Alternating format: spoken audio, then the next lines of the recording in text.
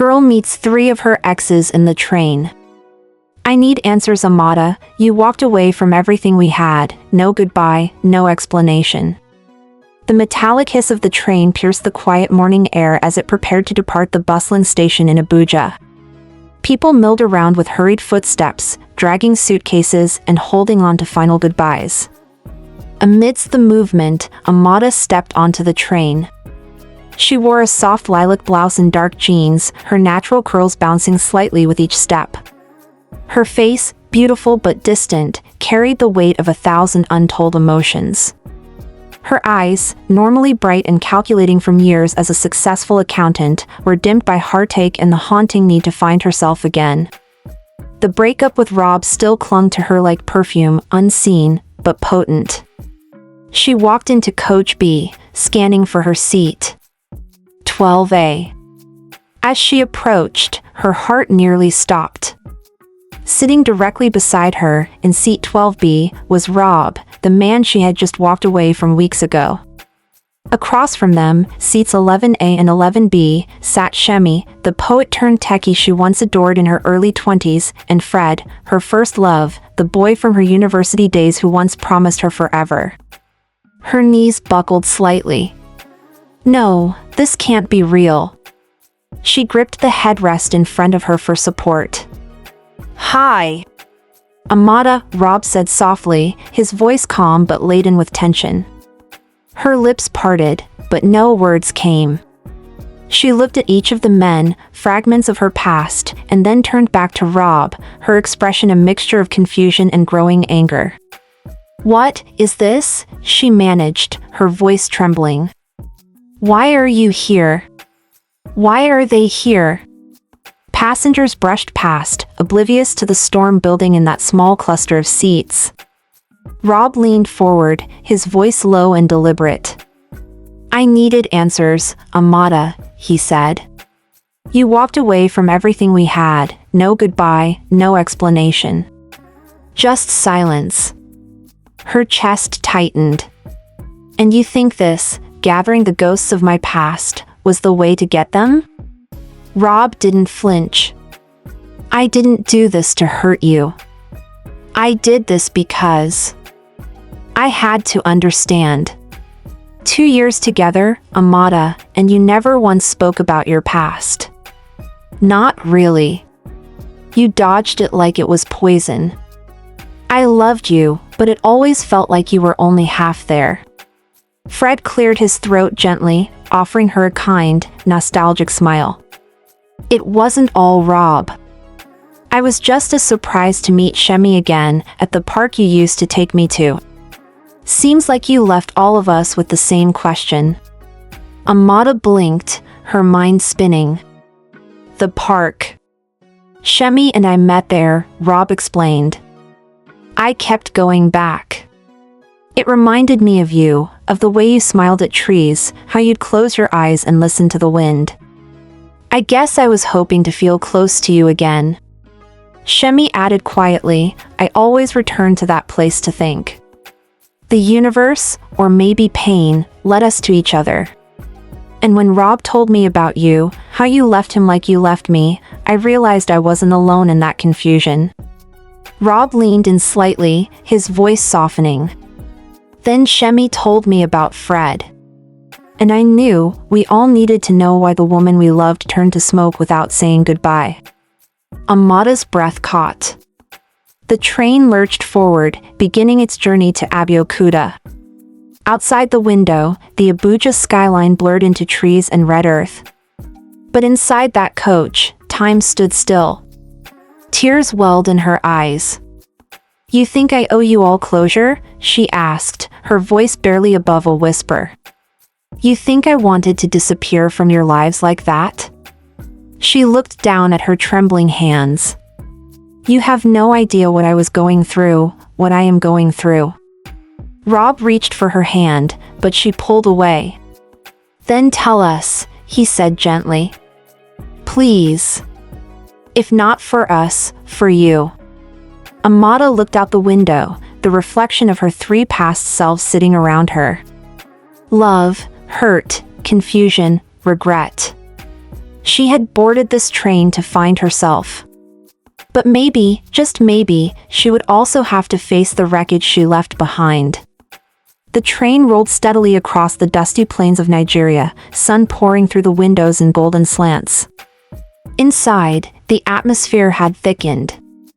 There was no laughter, no idle chatter. Just silence, tense, electric. Amada sat motionless. Her hands were clenched in her lap, and her chest rose and fell with slow, heavy breaths. The men around her, Rob, Shemi, and Fred, watched her as though waiting for a wound to reopen. As though waiting for truth to rise. Finally, Rob broke the silence. "I came back to Nigeria because of you," he said quietly. "Not just to find you, but because I wanted to be here, with you. Amada, I was ready to give it all up. My job, my life in Boston, even my parents didn't understand. But none of it mattered. I saw a life with you here. I dreamt of it." She looked at him, her eyes flickering with something, pity, maybe. Pain, definitely. Rob's voice cracked. "I would have built a life here, every day. If you had only stayed." Shemi leaned forward next, his deep voice trembling beneath his calm exterior. "I nearly lost my scholarship because of you," he said. "Kingston University. One of the most prestigious in London.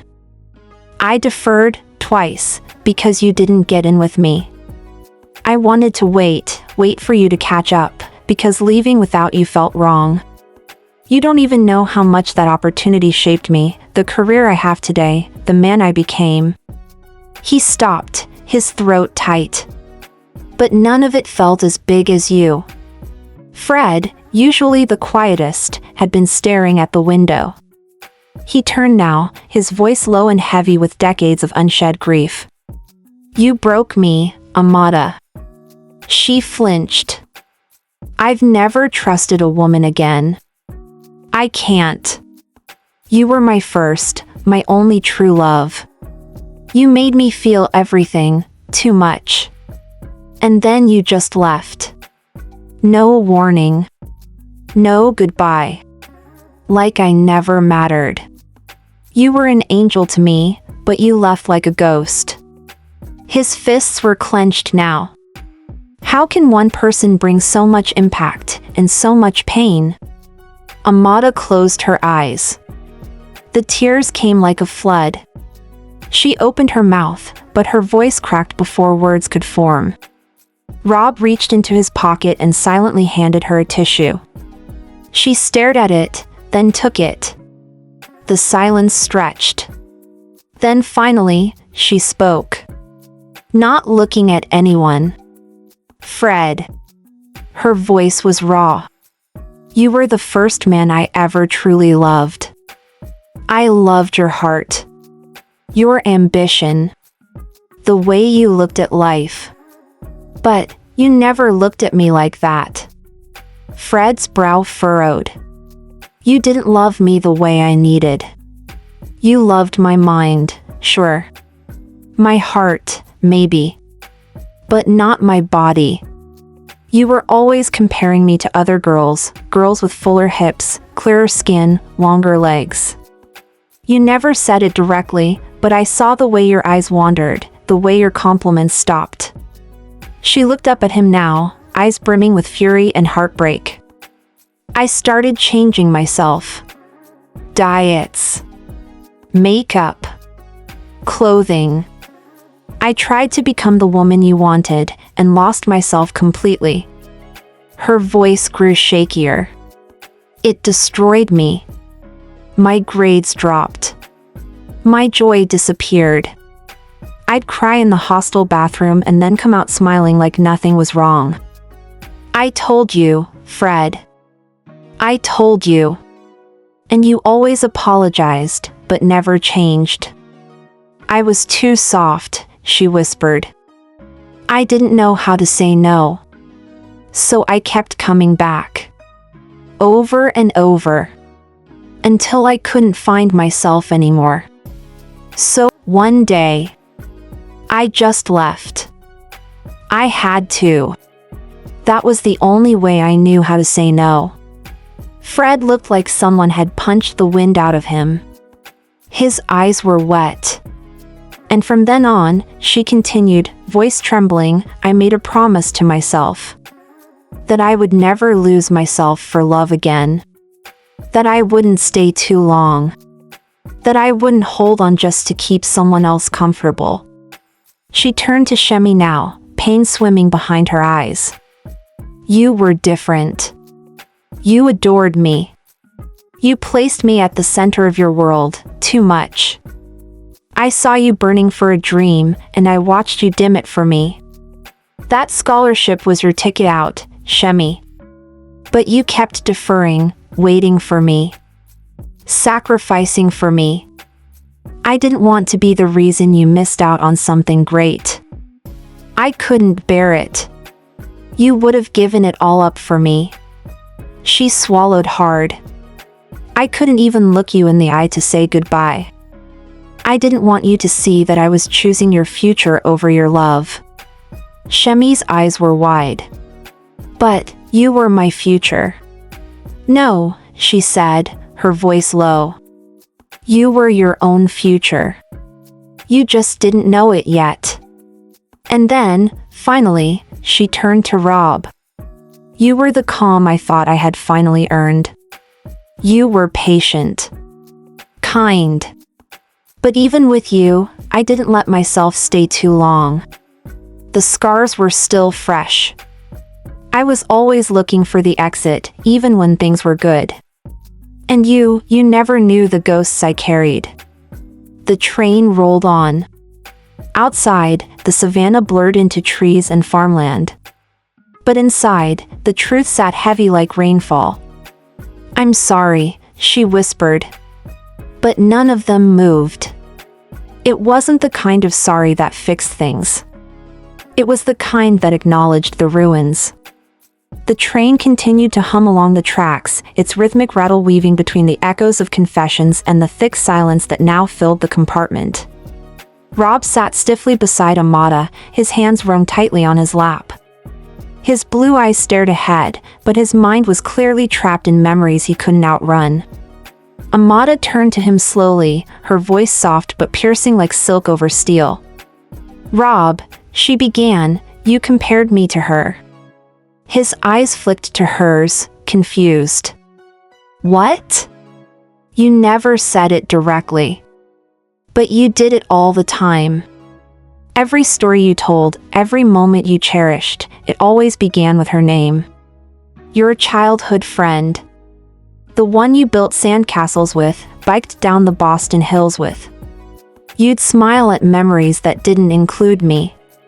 You spoke with her every day, even when we lay in bed together. Rob's face turned pale. Amada. I didn't mean to. But you did, she cut in gently, but firmly. And somewhere in my heart, I knew. I watched you yearning for her, Rob. Silently. Secretly. You ran all the way here to Nigeria, thinking maybe time and distance would erase her from your heart. She exhaled, her voice trembling now. But you never truly let her go. She was in a committed relationship, and still, you carried her in everything you did. Every quiet stare. Every memory you held too tightly. She paused, swallowing hard. What we had was a friendship, Rob. Two people who shared the same dreams and passions. But it wasn't love. Not the kind that survives. Not the kind that stays. You still shared something soul deep with her, and I was just the quiet space you came to escape your storm. Rob's jaw clenched, guilt washing over his features. But he didn't argue. He couldn't. Amada stood, slowly. The train was already crossing into Ogun State. The sky outside was warm and honeygold, like a sunrise after the storm. She looked at each of them, Fred, Shemi, Rob. There were no more tears. Just clarity. I'm sorry I couldn't give any of you the courtesy of closure, she said, her voice clear now. I used to think disappearing was mercy. That if I said nothing, it would hurt less. Her eyes glistened, but no tears fell. I've learned something since then. I've learned to let go when it's time. To know when something is no longer mine. And now. She took a deep breath. Now, I must learn to face my problems. Look them in the eyes. Say no without shame. Without guilt. And without running away. She reached for her bag, the quiet of the train car deafening now. Then, gently, sincerely, she looked into each of their eyes one last time. Fred, she said. Shemi. Rob. It's truly over. And then, silence. Not the kind that aches. The kind that soothes. The kind that brings peace. The train began to slow, the station approaching in the distance. The green hills of Abeokuta stood like gentle giants on the horizon. The air outside was rich with the scent of rain and red earth. When the train finally came to a halt, Amada stepped down onto the platform. She stood there for a moment, the warm breeze catching her curls, the sun painting her skin with light. For the first time in years, she felt light. No more running. No more guilt. No more fear. Just freedom.